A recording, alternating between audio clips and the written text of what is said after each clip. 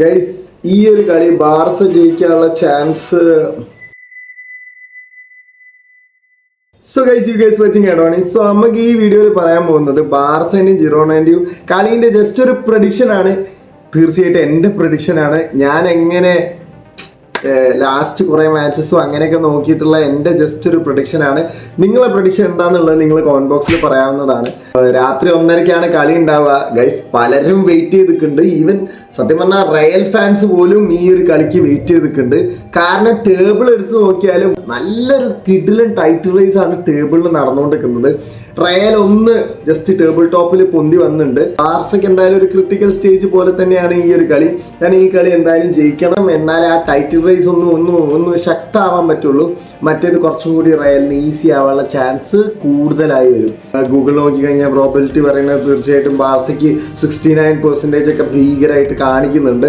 പക്ഷേ previous games ഒക്കെ എടുത്തു നോക്കിക്കഴിഞ്ഞാൽ നമുക്കറിയാം 4-0 അത്ലറ്റിക്കോ പഞ്ഞി കിട്ടും എന്ന് പറഞ്ഞാൽ അങ്ങനെ പഞ്ഞി കിട്ടും.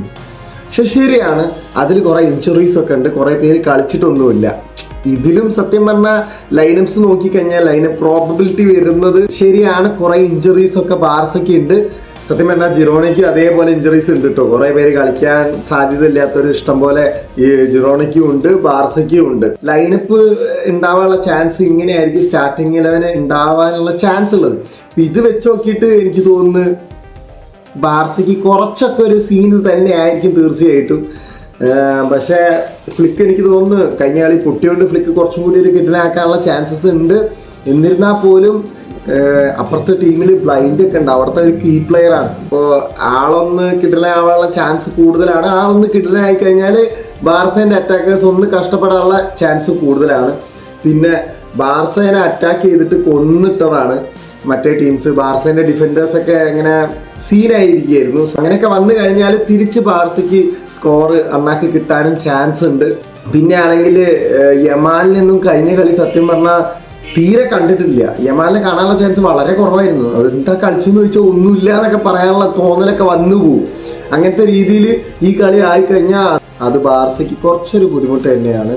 അപ്പോൾ എൻ്റെ ഒരു പ്രഡിക്ഷൻ, എൻ്റെ ഒരു ഇത് പറയുന്നത് ഒരു 3-2 അല്ലെങ്കിൽ 2-2, ഒന്നില്ലെങ്കിൽ ഡ്രോ ആയിരിക്കും, അല്ലെങ്കിൽ ജസ്റ്റ് ഒരു 1 ഗോൾ വിന്നൊക്കെ ആയിരിക്കും.